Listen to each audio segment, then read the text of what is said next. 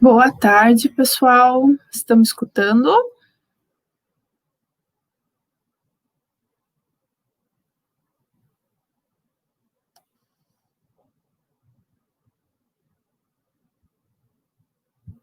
Estão me vendo? Estão me escutando?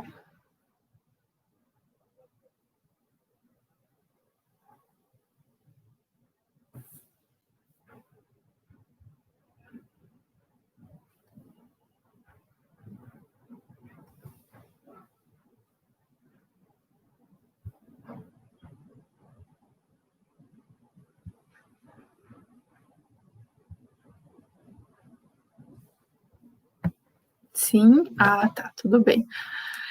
Bom, então vamos lá. Boa tarde, eu sou a professora Bárbara. Vejo que no momento temos 5 pessoas acompanhando. Vou começando meio devagar aí para o pessoal ir entrando. Também, se não forem entrando, tudo bem, vamos nós, sem problema.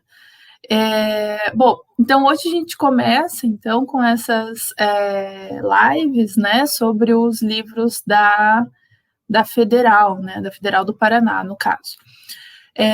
Eu me programei, então, para que a gente faça a cada 15 dias, tá? Então é o tempo de vocês lerem alguma coisa também, se quiserem, né, para a próxima.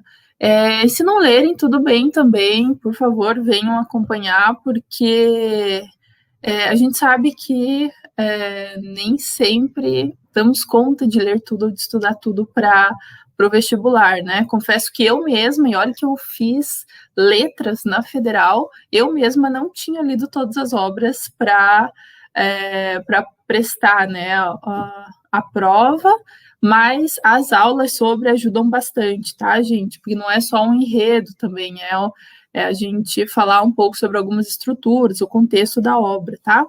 Então, essas lives não vão ficar gravadas, tá? Então, eu espero que, talvez não tanto hoje, assim, mas nas próximas o pessoal venha vindo, porque realmente não vamos deixar gravado, tá bom?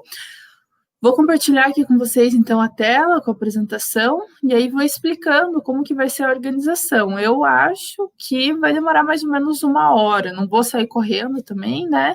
Vamos vendo como que vai, como que a gente vai levando. Então, vamos lá, deixa eu ver uma coisa. Imagino que agora vocês estejam conseguindo ver a minha tela, a minha apresentação. Caso não estejam conseguindo ver, por favor, me avisem, tá? Estou acompanhando os comentários também aqui. Se quiserem escrever alguma coisa, fiquem à vontade. A gente vai começar a falar das obras em ordem cronológica de publicação, tá? Então, a gente começa com o Uruguai, que é de 1769. Olá, professora Janine. A gente começa, então, com essa obra lá do século XVIII, tá? Escrita pelo Basílio da Gama. E vamos, né, vindo para as obras mais recentes. Então, a última apresentação vai ser, se eu não me engano, na primeira semana de dezembro. E eu acho que é uma data boa, porque o vestibular, a gente não vai estar falando de obras do vestibular no Natal, né? Então, a gente termina um pouco antes, mas ainda vai estar fresco na memória de vocês, porque o vestibular, se eu não me engano, é no começo de janeiro, né? Então, vamos lá.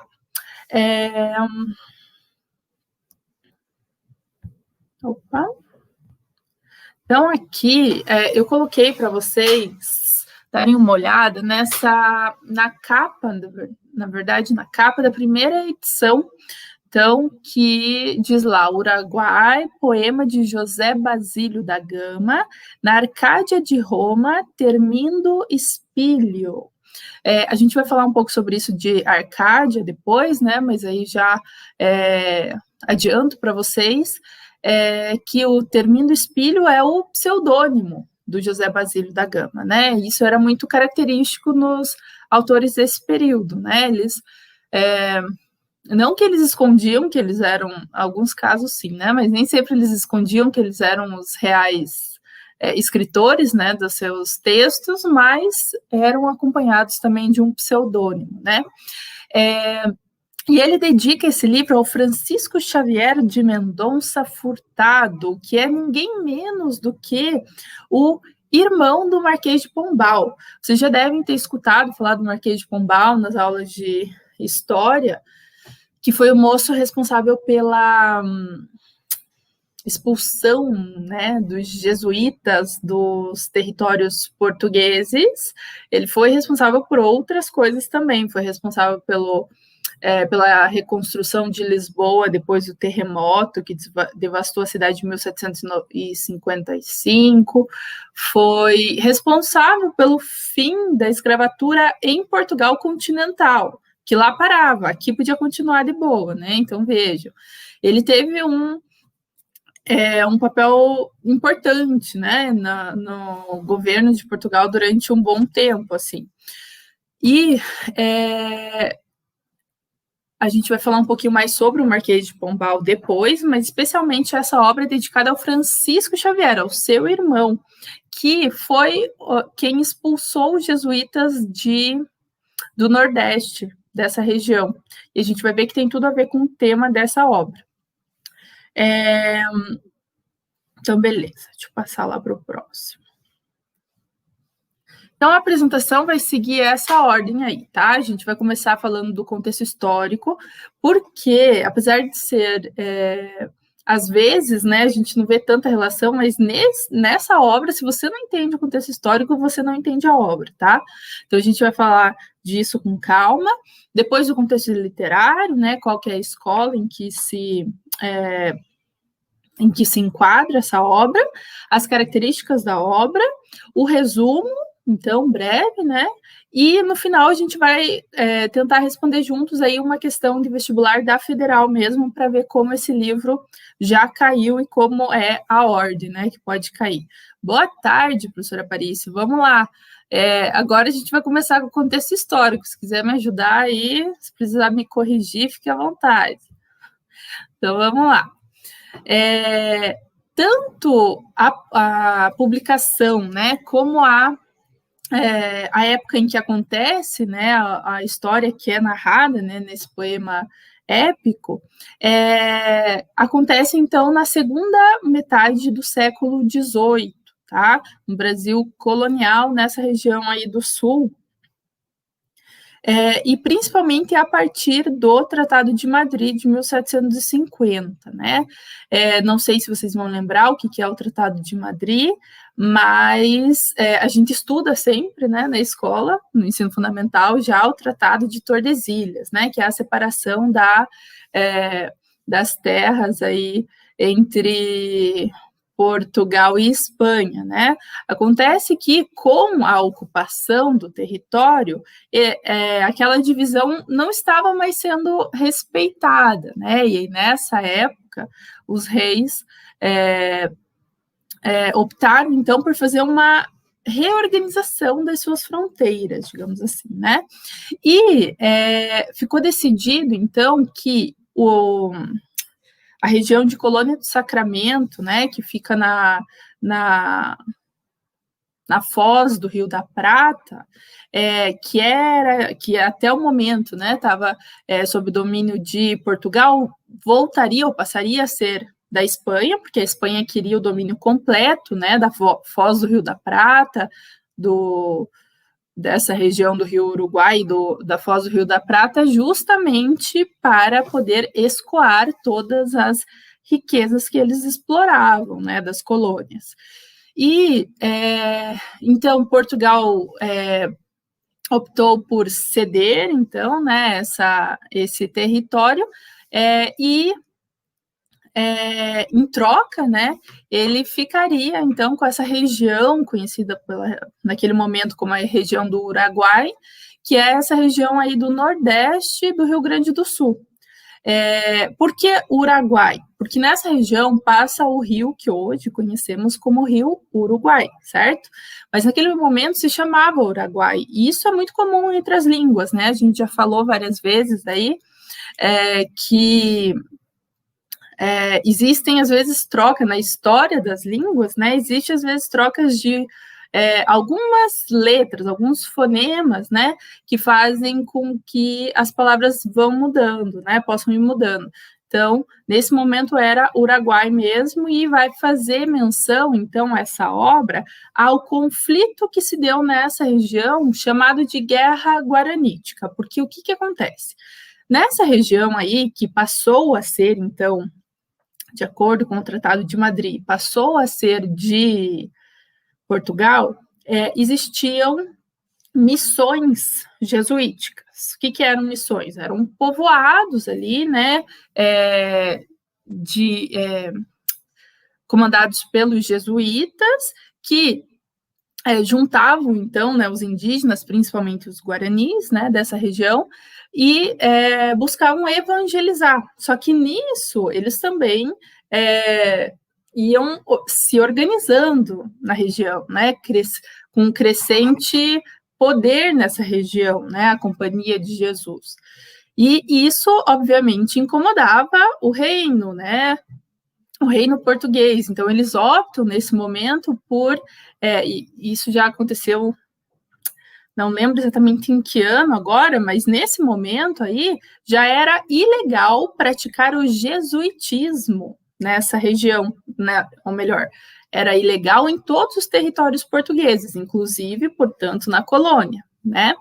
E, por isso, ao tomar posse, né, o domínio dessas terras, os portugueses teriam que expulsar os jesuítas e os indígenas, né, que os acompanhavam, dessas regiões. E o que acontece, então? Os indígenas, dizem alguns, que foi também pela orientação dos jesuítas, enfim, a gente vai ver qual é o posicionamento do escritor, do Basílio da Gama, nesse caso. Eles mostraram resistência, disseram que não iam sair dali. E foi esse conflito, então, dos exércitos de Portugal e da Espanha, tentando tirar os indígenas dessa região que estavam resistindo, que esse conflito que é retratado na obra. Tá?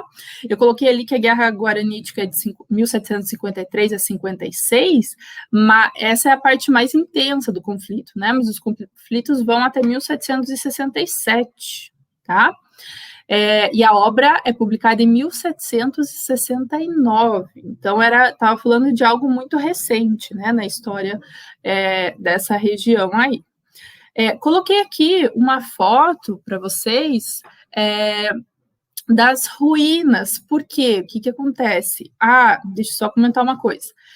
As missões, né, que estavam do outro lado do rio Uruguai, porque vejam, o rio Uruguai, ele começa aqui na fronteira entre Santa Catarina e Rio Grande do Sul, e ele desce aqui fazendo a divisa hoje, né, entre o Brasil e o norte da Argentina. O que ficou estabelecido no tratado é que, para o lado de lá do rio Uruguai, seria território espanhol, e do lado de cá seria território português.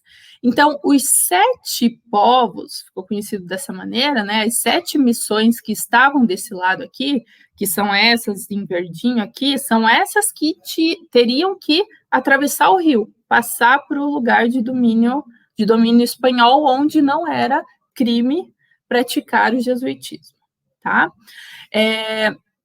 E até hoje se encontram, então, é possível visitar, né, as ruínas jesuíticas, ou jesuítas dessa época, né? Essa foto aí é no Rio Grande do Sul, das ruínas de São Miguel das Missões, né, que é considerado patrimônio da humanidade desde 1983, mas tem ruínas no norte da Argentina, no sul do Uruguai, porque pouco tempo depois a Espanha também proibiu, né, que os jesuítas ficassem nessa região, então eles foram expulsos também. Existe um filme sobre isso, gente, chamado A Missão, é um filme da década de 80 também, longo, mas vale a pena para entender um pouco mais do contexto histórico, tá? Bom, então falando um pouco do contexto literário, né, estamos no arcadismo, né? É óbvio que durante as nossas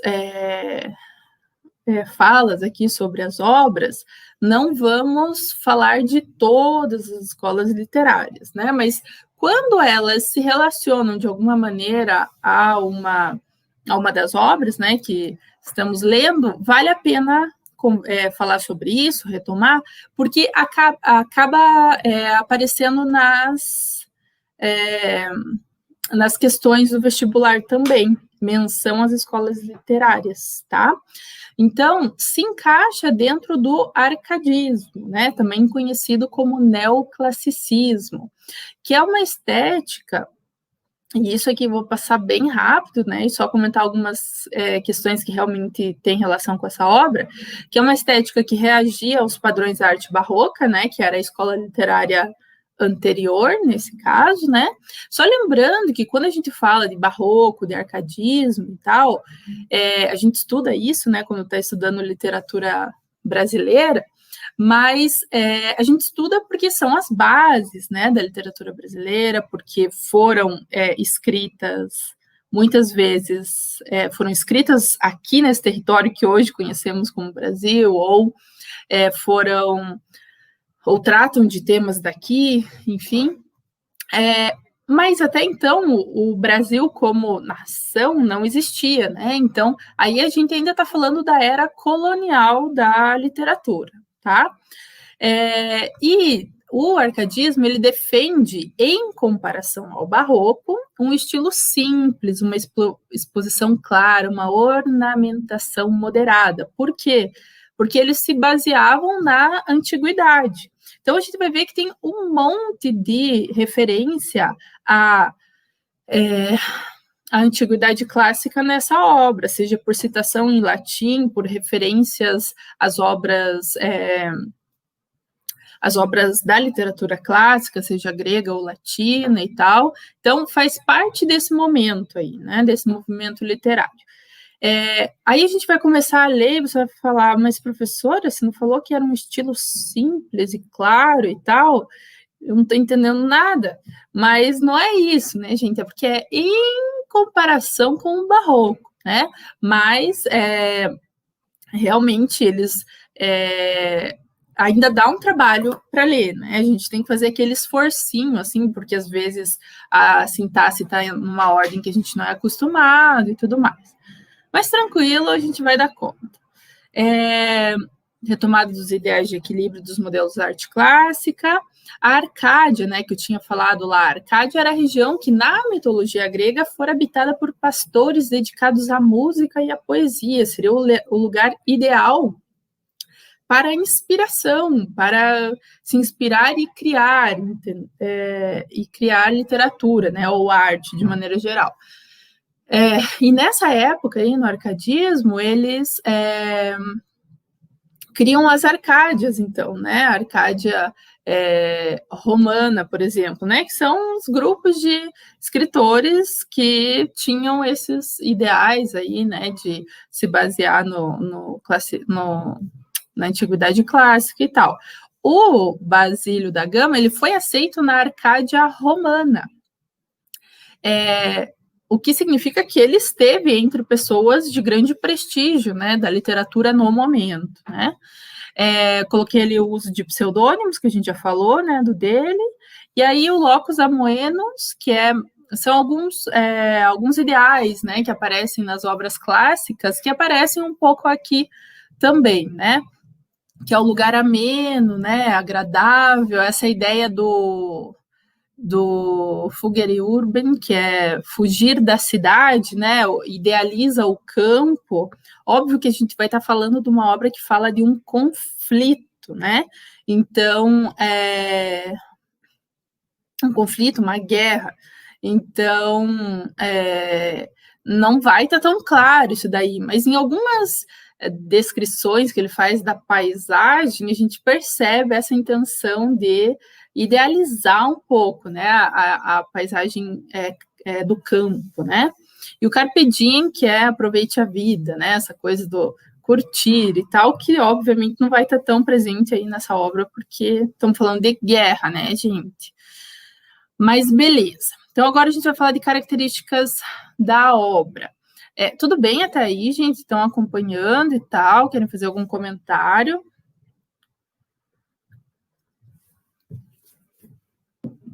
Tomar uma aguinha aqui, senão eu não aguento, né? Então, beleza. Acabei de ler aqui que me corrigiram, né? 28 de fevereiro, a primeira fase. Eita, passou para frente ainda, mas beleza. Tá valendo, né? Não vamos deixar tudo para cima da hora. Então, vamos lá. Características da obra agora, tá, gente? Vamos lá. Tranquilo. Beleza, Jefferson. Valeu por estar aí. Vamos lá, então. A obra, gente, começa com um soneto para o Conde de Oeiras, que ninguém mais é que o Marquês de Pombal, que eu tinha falado lá, que é o irmão do moço a quem foi dedicada a obra. Vejam aí que existe uma relação meio estranha aí, né, do Basílio, não meio estranha, meio óbvio, né, que o Basílio da Gama está dedicando aí para essa família essa obra. Mas aí teve uma coisa que eu não contei para vocês, né? Veja bem, ele está dedicando essa obra para pessoas responsáveis, então, pela expulsão dos jesuítas e pelo domínio de Portugal, então, né? Para que, de fato, as vontades do reino. O Eduardo aí, gente, massa. Ele está dedicando, então, essa obra para essa galera aí que estava fazendo valer a vontade do reino de Portugal, né?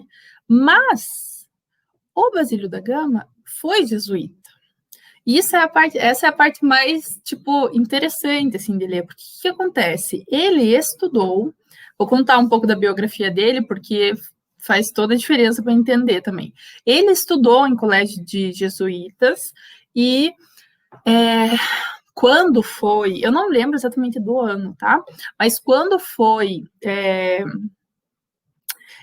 determinado, então, que era crime ser jesuíta, né, ou praticar o jesuitismo nas terras portuguesas, ele foi para Roma para tentar encontrar aí um abrigo para a sua fé, né, para encontrar um lugar para estar bem aí.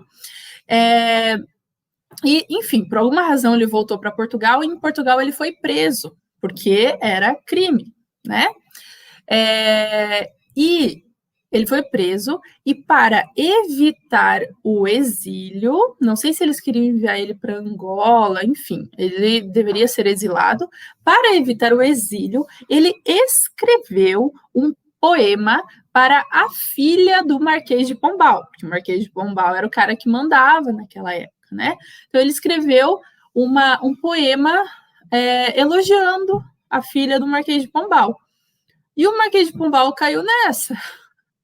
E aí, gente, logo, um tempo depois, assim, ele escreveu O Uruguai, que nada mais é uma obra que é um elogio aos portugueses, às tropas portuguesas que expulsaram, de fato, os jesuítas aí dessa região. E no final da vida, não no final da vida, ele, com o tempo, foi ficando mais próximo do Marquês de Pombal e ele chegou a ser secretário do Marquês de Pombal, assim, tipo, como assim? Você não era jesuíta, cara? Enfim, a questão é que isso fica muito presente nessa obra, fica muito evidente, assim, na obra, tá? Então, de fato, ele conseguiu se safar, conseguiu evitar o exílio e conseguiu ainda ganhar uma posição de prestígio aí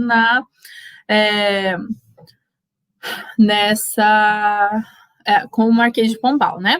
Mas existe esse soneto aí inicial, que nada mais é do que um grande elogio para o Conde de Oeiras, que é o Marquês de Pombal, mas o poema em si, né, a obra é um poema épico, né? O que é um poema épico? Né? Um poema que vai narrar aventuras com um caráter com um aspecto um pouco heróico, assim, né? E que, gente, tem, então, as bases lá na epopeia, lá da Antiguidade Clássica, né? Qual é o grande poema épico em língua portuguesa, gente? Os Lusíadas, né, do Camões. Só que os Lusíadas, ele tem uma estrutura um pouco diferente, mas é baseado um pouco nisso, né, nessa ideia, nesse modelo dos Lusíadas que ele vai escrever esse poema, né. Só que a diferença é que os Lusíadas, por exemplo, não lembro agora o ano de publicação. Mas, enfim, a questão é que aqui a gente tem um poema épico falando de um tema muito recente. E, em geral, as epopeias, né, falam de temas mais passados. Aqui ele está falando de algo muito recente na história, né? O poema ele é dividido em 5 cantos, né? Se fosse prosa, seriam 5 capítulos, né? Mas, enfim, são 5 cantos sem estrofação. Então, são os versos corridos, assim, né? Não existem estrofes. Além disso, deixa eu mostrar para vocês, deixar aí como dica. Existe uma edição aqui, deve existir mais de uma, né? Mas estou falando dessa que eu li, que vem acompanhada do texto em prosa. Não sei se vocês vão conseguir ver aqui, mas de um lado tem o texto original, né, em versos, do outro lado a prosa. O que é interessante, assim, porque às vezes você não entende alguma parte ali, você volta para a prosa, enfim. E além disso, coloquei aqui por último, né, o próprio Basílio da Gama escreveu notas sobre a sua obra. Então, você vai lendo, assim, e vai acompanhando notas, né, de pé de página, assim, sobre a própria obra, né? Ele queria esclarecer algumas coisas e ele mesmo escreveu, tá? O poema, ele tem 1.377 versos decassílabos. Então, só lembrando lá, versos decassílabos são versos com 10 sílabas poéticas. O que, vamos combinar, dá um belo de um trabalho, né, para fazer. Mas no modelo, né, das obras em que ele se baseou, os Lusíadas, também escrito em versos decassílabos, né? E são versos brancos, como são conhecidos os versos não rimados. Então, ele não se preocupou com rima, tá? Não existe rima nesse poema. As personagens que aparecem, gente, se misturam. Então, existem personagens históricas, tá? A maior parte das personagens ali são personagens históricas. Por exemplo, o Gomes Freire de Andrade, que foi o militar português ali que comandou essa... que teve presente ali nessa guerra o tempo todo, né? O Cepé, que era um indígena, um líder indígena ali, guerreiro muito importante, e personagens fictícias, como é o caso da Lindóia, que a gente já vai falar, tá? Referências ao latim ou à literatura clássica o tempo inteiro. Bom, a princípio é isso. Vejam que, quando a gente fala aí de estrutura da obra, essas informações são importantes, tá, gente? Pode parecer menos importante do que um enredo, por exemplo, né, do que a narrativa que tem ali, né, nesse caso do poema épico, mas não é importante também, tá bom? Então, vamos lá. Acho que agora a gente vai para a parte aí do resumo. Então, como que eu organizei isso, tá, gente? São 5 cantos, né? Então, eu coloquei ali, só para vocês entenderem, eu coloquei um resumo do canto, então eu vou lendo e explicando mais ou menos, e coloquei um fragmento, alguns versos desse canto, tá? Só para vocês terem contato com o texto original mesmo, tá? Então, vamos fazendo nessa ordem, assim, porque, obviamente, não tem como e não tem nem porquê eu ler tudo com vocês, né? Então, vamos lá.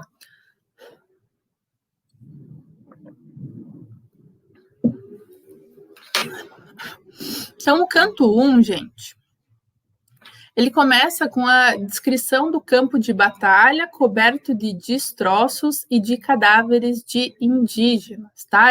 São esses versos que a gente já vai ler ali. E é importante, né, a gente pensar que essas batalhas, né, elas não foram nem um pouco equilibradas, né, porque os portugueses, e a gente vai ver que eles são acompanhados do exército espanhol, eles vêm com um poderio, né, de guerra ali muito grande. E os indígenas lutavam com arco e flecha e lanças, né? Então, existe uma informação sobre, não sei se é a última batalha, né, dessas maiores e tal, mas que teve, assim, 1.500 indígenas mortos e 4 portugueses, né? É uma coisa que você não dá nem para mim te mencionar, né? Esse canto saúda o general Gomes Freire de Andrade, que é o futuro conde de Bobadela. Esses caras sempre recebem algum título a mais, né? Mas no poema ele vai ser sempre referido como Andrade, tá? Então, militar português que, ao encontrar-se com o exército espanhol, faz um desfile para mostrar seu poderio. Mas a ideia dele não era assim, ele não estava provocando o exército espanhol foi ali para juntar forças para que os dois lutassem contra os indígenas, né? Então ele só quis mostrar tudo que mostrar a sua tropa e suas armas, enfim. Nesse momento, gente, ele vai meio que narrando, vai fazendo uma lista de várias pessoas importantes que estavam ali que estavam ali para lutar, né, no seu exército. E isso é interessante porque é uma característica também desse tipo de poema, né? Poema épico. Porque você precisa apresentar, se você está falando de heróis, de feitos heróicos, você precisa apresentar quem são esses heróis, né? Então, existe isso na Odisseia, lá do Homero, que é lá da Grécia Antiga, né? E se repete aqui, né? Ele apresenta quem são esses heróis que vão dar conta, né, de entregar o domínio dessas terras para Portugal.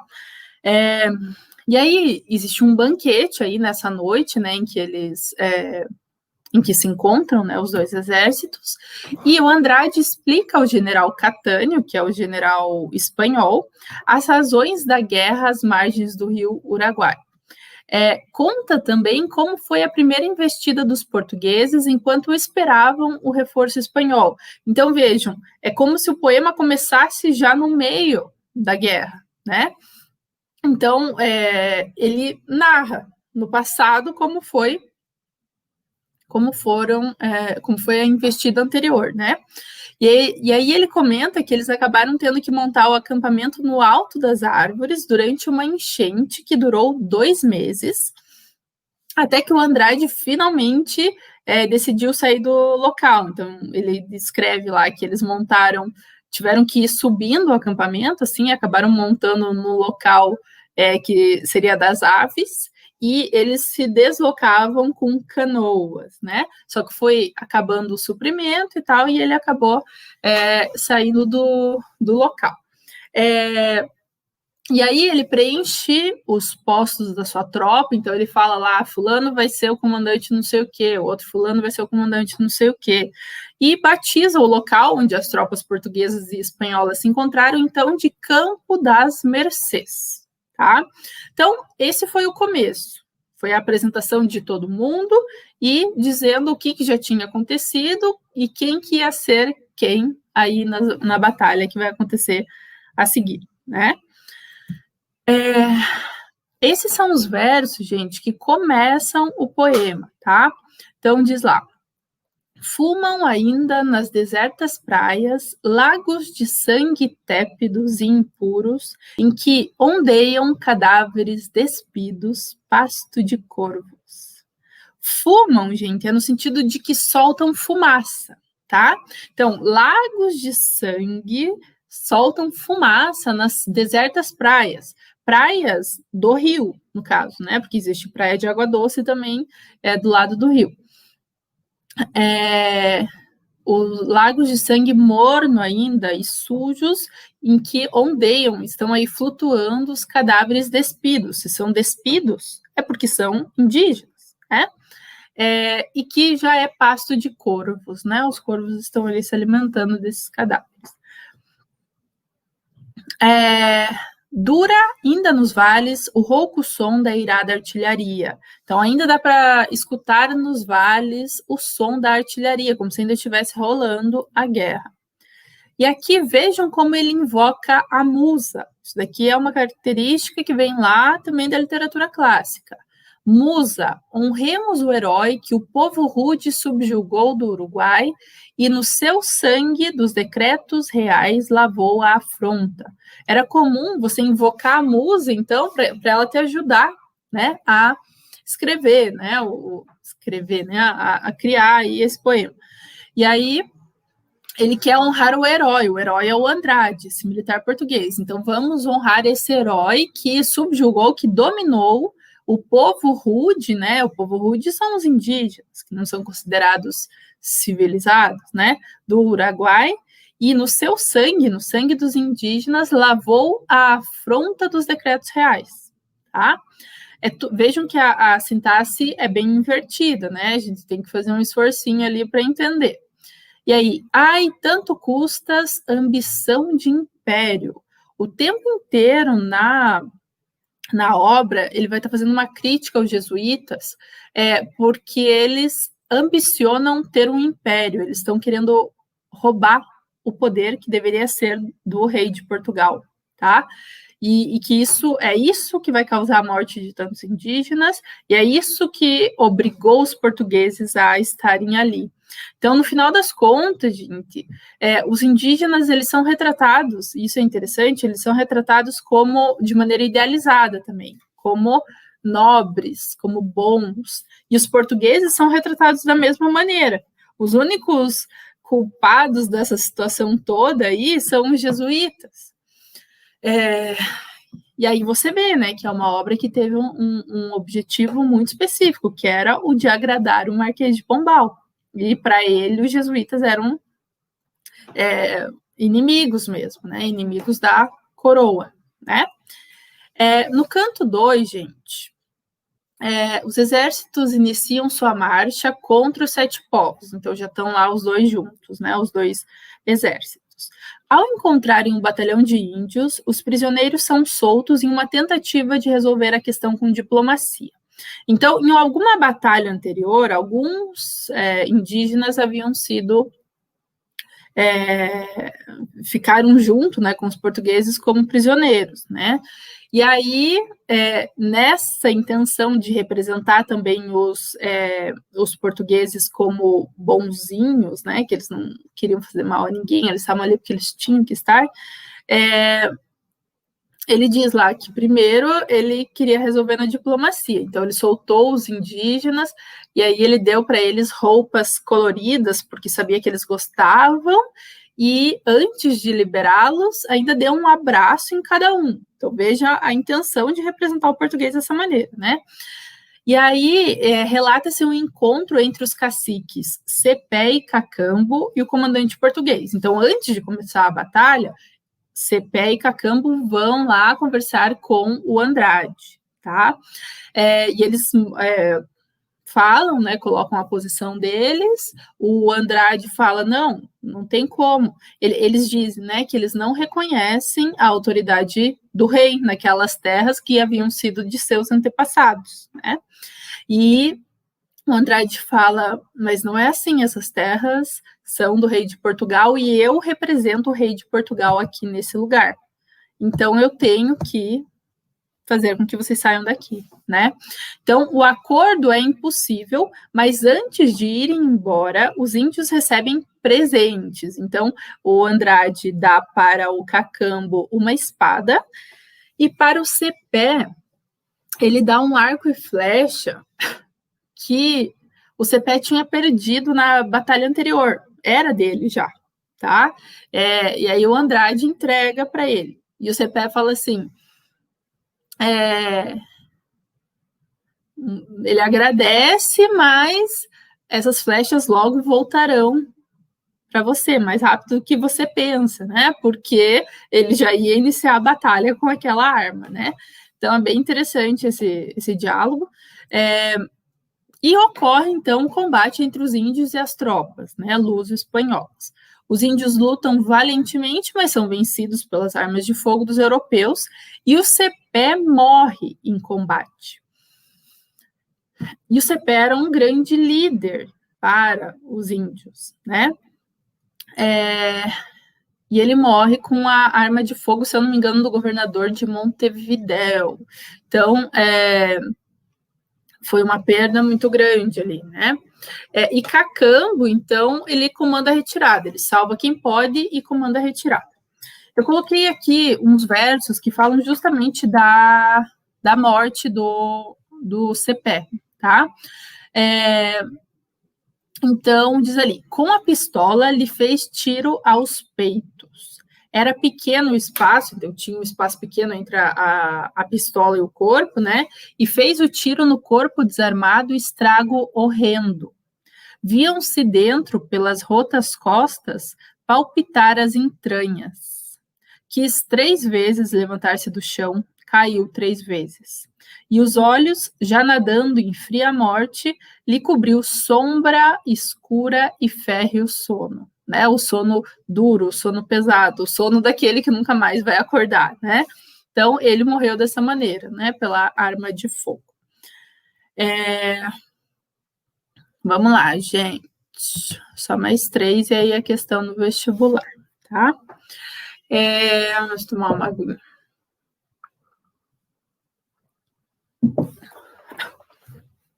Então, no canto 3, existe esse momento, né, que os indígenas tiveram que recuar, então, né? E o general Gomes Freire de Andrade acampa às margens de um rio, e os indígenas estão do outro lado, né, no caso. Do outro lado, Cacambo descansa e sonha com o espírito de Cepé, que o incita a incendiar o acampamento inimigo. Então, ele vê o Cepé ali conversando com ele e tal, e o Cacambo toma coragem, ele atravessa o rio e provoca o incêndio. Depois, regressa para a sede, né, o local onde estavam os demais indígenas e tal, e é onde estavam os jesuítas também, né, que aí são representados como aqueles que estavam dando as ordens para os indígenas do que era para ser feito.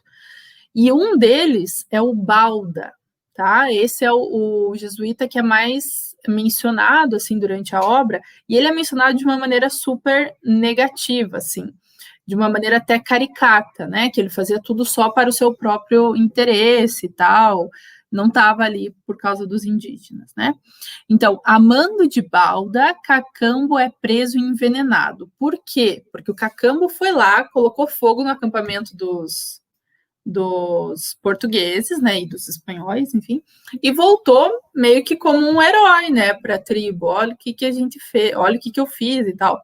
E o Balda, que era, então, que comandava a parada lá, se sentiu ameaçado, né? O Cacambo, então, vai ter mais poder do que eu aqui, né? Vai ter muito prestígio e tal. Então, ele manda prender e envenenar o Cacambo, né? Ele morre.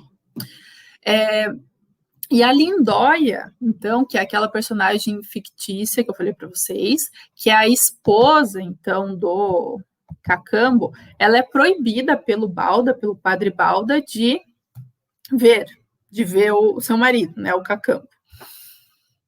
Mesmo, tanto quando ele era vivo, como depois de morto, né, eles enterraram ele lá sem que ela pudesse vê-lo. E a Tanajura, que era uma velha feiticeira, que tinha, por quem ela tinha muito carinho pela Lindóia, né, ela, então, vendo todo o sofrimento da Lindóia e tal, ela propicia visões à Lindóia, ela dá uma coisinha lá para a Lindóia beber, né, e aí ela começa a ver coisas, para ver se ela esquecia desse sofrimento todo, né, da morte do Cacambo. Só que o que a Índia vê? Ela vê o terremoto de Lisboa, que aconteceu em 1755, e a reconstituição, a reconstrução da cidade feita pelo Marquês de Pombal. Porque ele que foi responsável, então, né, pela reconstrução da cidade. Mas vejam, né, o que tem a ver com a narrativa, né? O que a Índia nunca saiu dali, ela nunca viu uma cidade grande, o que ela vai imaginar, o que é Lisboa e tal. Na verdade, é uma estratégia que o Basílio da Gama encontra de colocar um grande feito do Marquês de Pombal ali dentro, porque já que ele quer homenagear, né, essa pessoa e tal, ele coloca ali, nossa, olha que grande feito e tal. E aí diz lá, né, que a Lindóia não entende muito o que ela viu, mas ela dorme um sono tranquilo. Mas enfim, é o que acontece. E aí, coloquei aqui, gente, uns versos, então, que mostram como o Balda está sendo representado, tá? O padre Balda, o jesuíta. Fala lá de como o Cacambo voltou para a tribo e todo mundo estava achando o máximo e tal, mas ele não pôde aproveitar da sua glória, porque a glória enganadora e tal, ou foi que Balda, engenhoso e sutil, quis desfazer-se da presença importuna e perigosa do índio generoso. Então, vejam, ele é caracterizado como engenhoso e sutil, é aquela pessoa que manipula, assim, para conseguir as coisas, né? Ele quis se desfazer da presença importuna e perigosa do índio generoso, né? Porque ameaçava o seu privilégio ali, o seu poder, né, sobre os outros. E desde aquela saudosa manhã que a despedida presenciou dos dois amantes, Lindóia e Cacambo, nunca consentiu que outra vez tornasse aos braços da formosa Lindóia e descobria sempre novos pretextos da demora. Então, ele nunca permitiu que o Cacambo voltasse a se encontrar com a Lindóia. E ele ficava criando novos pretextos, novas desculpas para isso, tá? Bom, os cantos 2 e 3, gente, são os mais longos, tá? Eles têm 300 e tantos versos e tal. O primeiro e o quarto um pouco mais curtos, e o quinto é o mais curto, com só 150 versos, tá? Então, estamos quase lá, gente. Tudo bem por aí? Alguma coisa, me escrevam. Algum comentário, algo aí. Mas vamos lá.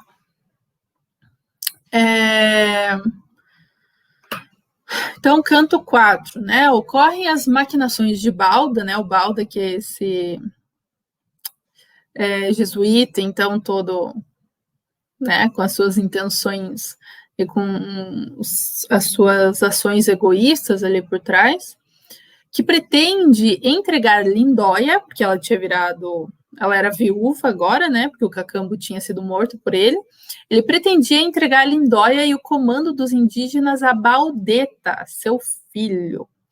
Então, vejam, né, o Baldeta, isso tinha sido comentado brevemente antes e agora é retomado com todas as palavras. O Baldeta é filho do Balda. Então, o Balda, o padre, se relacionava com as indígenas, né?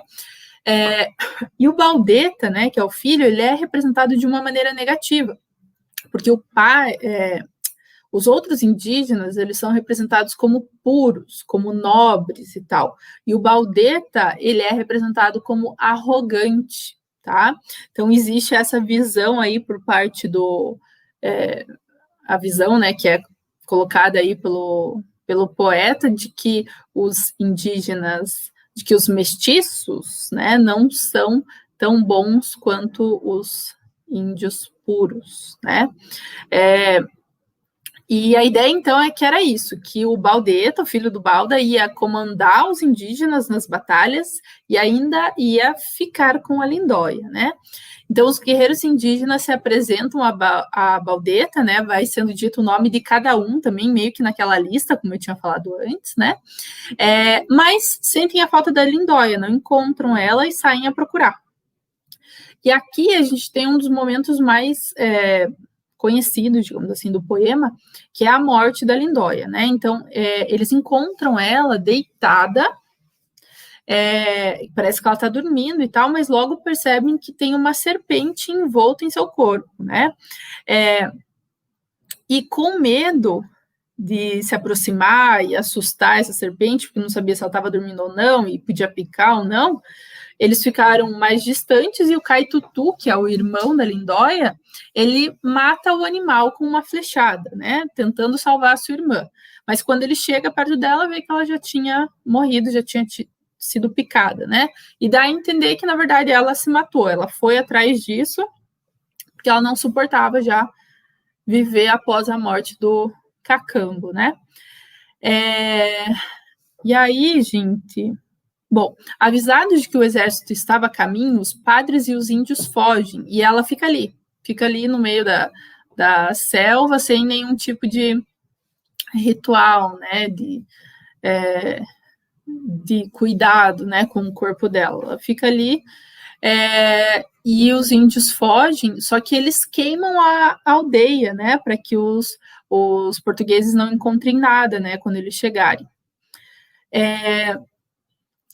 E fica também, eles ficam com a ideia de que foi a Tanajura, aquela velha feiticeira, que deu as dicas aí para Lindóia de como ela deveria se matar, né? E eles entendem que isso era muito errado, então, e eles amarram a Tanajura numa choupana que eles falam lá e ateiam fogo lá para que ela morra queimada, como por ter então causado, né, ou incitado a morte da Lindóia, tá? Coloquei aqui, gente, uma obra conhecida também do José Maria de Medeiros, que representa, então, esse momento aí da morte da Lindóia. Ele tem outras obras também que representam, que fazem esse diálogo com obras literárias também. Eu acho que ele representa a Iracema, do José de Alencar também, tá? Então, vejam, ela está ali com a cobra, né, em volta do braço dela, que foi acertada, então, pela flecha do Caitutu, né, que está vindo correndo ali.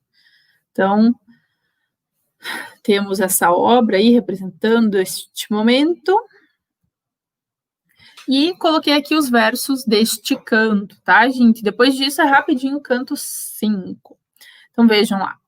Este lugar delicioso e triste, cansada de viver, tinha escolhido para morrer a mísera Lindóia. Lá, reclinada, como que dormia, parece que dormia, na branda relva e nas mimosas flores. Vejam aqui quando ele coloca, né, branda relva suave, e as mimosas flores, né? Essa descrição, por um lado, lembra aquela ideia da idealização do campo, né, que a gente vê no arcadismo, e por outro, a gente vê já, e alguns leitores, alguns estudiosos fazem essa leitura, a gente vê alguns aspectos do romantismo, que a gente vai falar depois, tá, que já começam a aparecer aí. Então, ela está lá, deitada na relva branda, tinha a face na mão, e a mão no tronco. Então, uma mão estava no rosto e a outra estava no tronco de um fúnebre cipreste, né? Que era uma árvore que tinha esse caráter fúnebre, porque ela estava ali embaixo, que espalhava a melancólica sombra. Mais de perto, descobrem que se enrola em seu corpo verde serpente e lhe passeia e cinge pescoço e braços e lhe lambe o seio, tá? É o momento em que eles percebem que a serpente está ali, né? Em volta dela.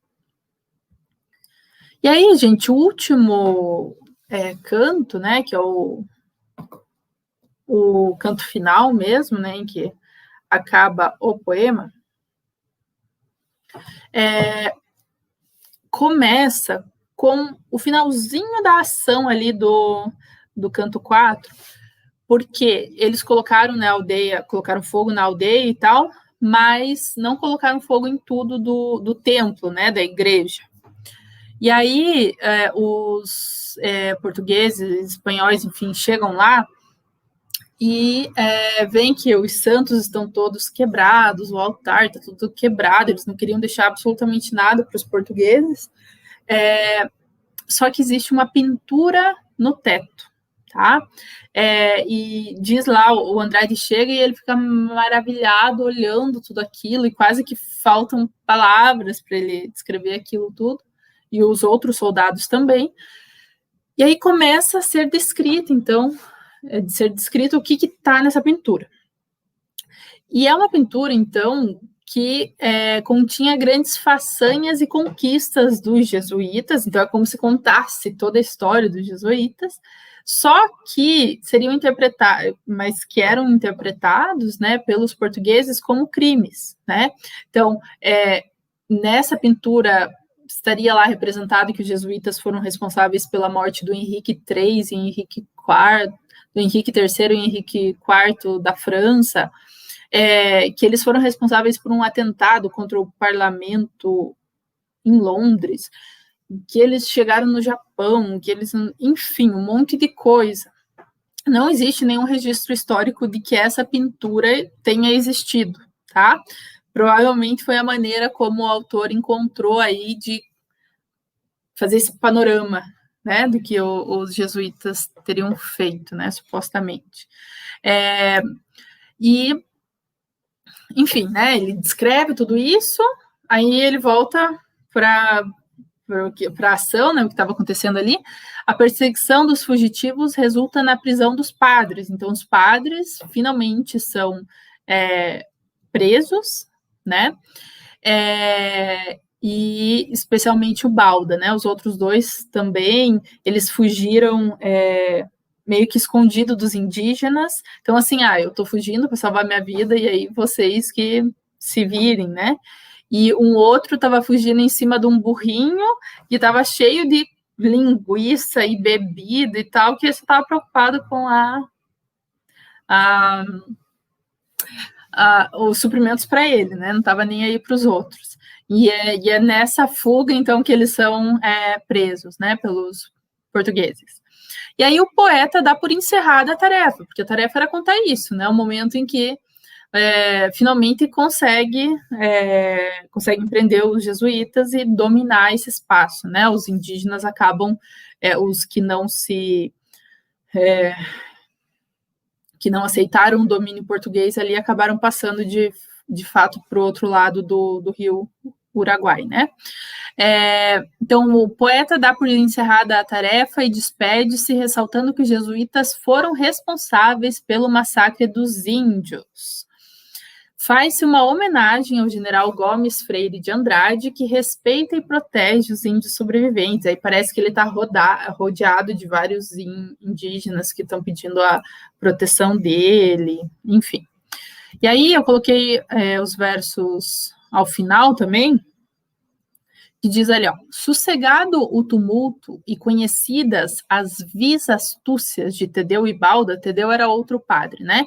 Então, quando acalmou tudo e foram conhecidas as maldades, né, desses padres, cai a infame república por terra, porque eles estavam chamando de uma república dos jesuítas ali, né? Que eles que tinham o poder naquela região. Aos pés do general, as toscas armas já têm deposto o rude americano. O rude americano é o selvagem, é o indígena, né? Ele já colocou as suas armas toscas, mal feitas, aos pés do general. E esse rude americano, ele reconhece as ordens e se humilha. E a imagem de seu rei prostrado adora. Então, vejam, né? Ele está falando dos indígenas que, no final das contas, aceitaram. Bom, difícil falar de aceitaram, né? Mas que acabaram aí entrando no domínio português, né? E a imagem e agora, nesses últimos 3 versos, é como se ele estivesse falando com o próprio poema, com a sua obra. Serás lido, Uruguai.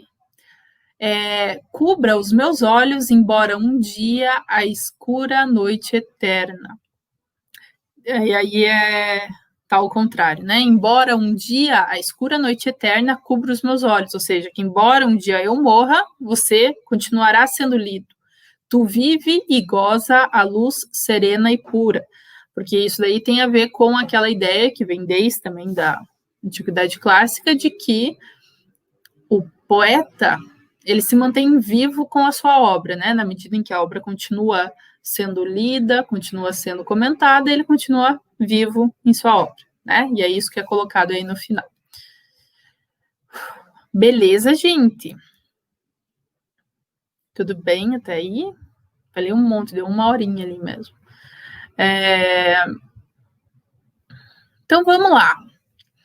Agora, eu coloquei aí a questão do vestibular. Eu coloquei uma questão só, mas ela é longa e ela é completa, assim, na verdade, porque eu acho que é a única questão que caiu até agora no vestibular sobre o Uruguai, tá? Porque vocês sabem que os livros, eles entram e saem, né, da lista. Então, tem livro que fica ali uns 5 anos e sai. Em geral, de um ano para o outro, mudam 2 obras. Em geral, né? Não é bem regra isso daí. Então, beleza, vamos lá. A gente vai lendo e eu quero que vocês vão marcando, nem que seja mentalmente, aí o que vocês acham que está certo ou errado, tá? E aí, para ver se vocês acertariam essa questão. Então, vejam lá. O Uruguai foi publicado pela primeira vez antes da independência do Brasil, em 1769, e narra as disputas entre espanhóis e portugueses pelos territórios do sul do continente, envolvendo os índios e os jesuítas. No fragmento abaixo, podemos conferir um trecho da fala do comandante português.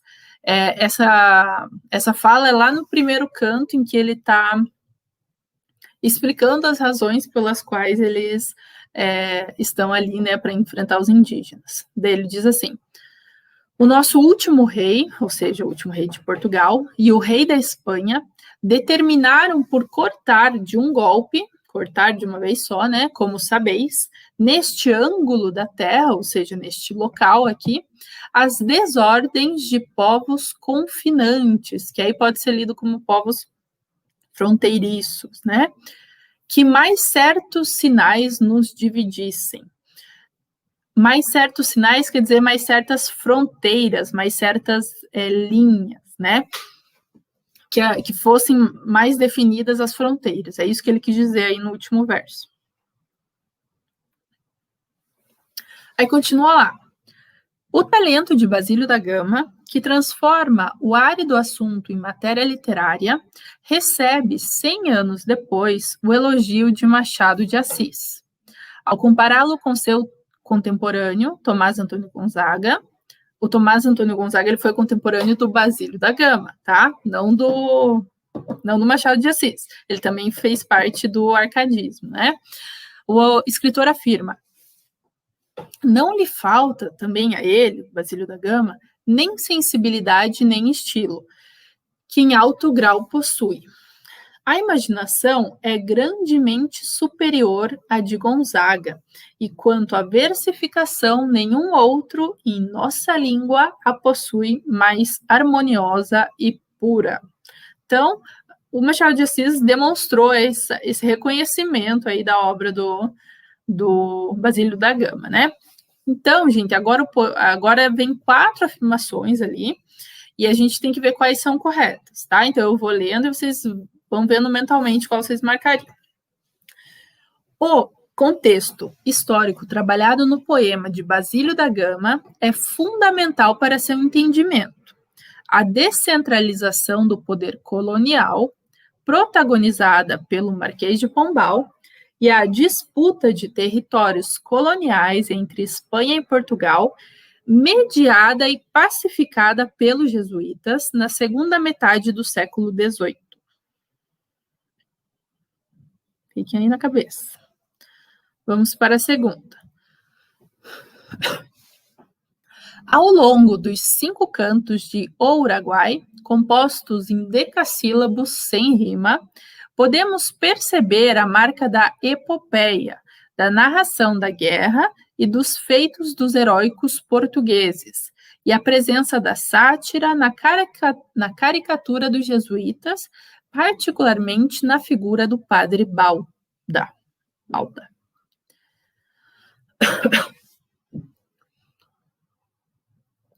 3. O grande destaque dado aos índios e a defesa da sua terra, a exaltação lírica da natureza e a centralidade do par amor-morte presente na relação de Lindóia e Cacambo deram ao poema de Basílio da Gama o lugar de inaugurador do romantismo em todos os manuais de história da literatura brasileira. 4. Para narrar acontecimentos reais da ação de portugueses e espanhóis na disputa dos territórios delimitados pelo rio Uruguai, que hoje correspondem ao noroeste do Rio Grande do Sul e ao norte da Argentina, Basílio da Gama toma o cuidado de inserir apenas personagens ficcionais no seu poema para não se comprometer. E aí teriam ali as alternativas. Qual vocês marcariam, gente?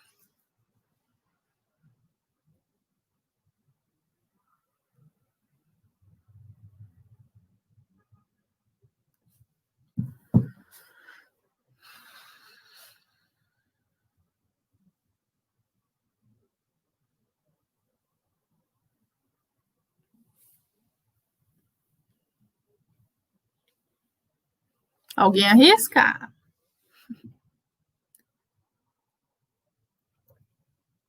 Bom, se ninguém falar nada, eu vou voltar lá, então, para cada um ir falando. Essa primeira aí, gente, é verdadeira ou falsa? Existia uma defesa da descentralização do poder colonial? Não, é o contrário. O Marquês de Pombal queria centralizar mais o poder no Reino de Portugal, né? Que queria tirar o poder que os jesuítas estavam construindo nesse lugar, né? Então, essa está errada. Outra parte que está errada aqui também, ó, mediada e pacificada pelos jesuítas. Meu Deus, os jesuítas foram expulsos, eles não pacificaram nada, tá bom? Beleza. Essa segunda aqui.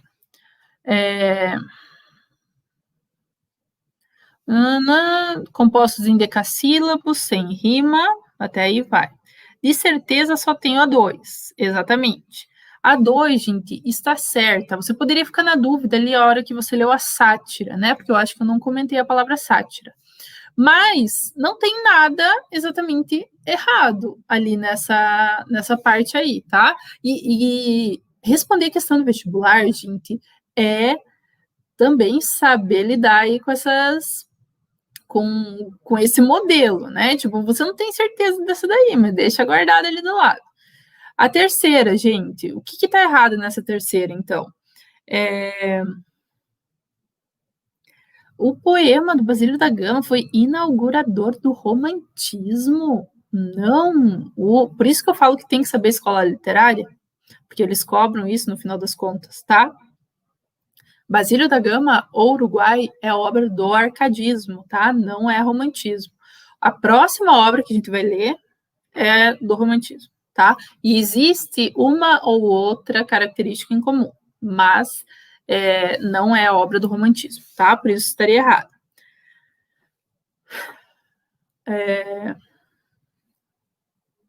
E nem existe uma centralidade no amor da Lindóia e do Cacambo, tipo, é comentado ali, mas não é a centralidade da obra, né? E, por último, para narrar acontecimentos reais da ação de portugueses, nananã, o problema nessa última aqui é quando diz ali que ele insere apenas personagens ficcionais, não é? A maior parte das personagens são reais, tá? São personagens históricas, beleza? Então, no final das contas, você poderia não ter muita certeza da 2, mas a 1, 3 e 4 está errado. Então, alguma tinha que estar certa, se você ver aqui. Então, a resposta correta seria a B ali, tá? Somente a alternativa 2 é verdadeira. Beleza? Gente, perguntar para vocês aí, foi tranquilo essa organização e tal? Vocês têm algum comentário a fazer? Porque eu vou me organizar, né, se estiver tudo certo, para que as próximas apresentações sejam nesse modelo também.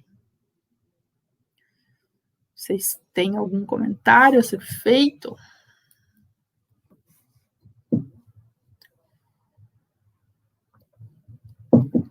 Vocês são muito silenciosos, né? Foi ótimo, arrasou. Vou até colocar para mostrar aqui, ó. Arrasou, adorei o comentário, Gabriela. Mas se vocês tiverem críticas também eu aceito, tá, gente? Então, beleza. Então, gente... Ai, que beleza.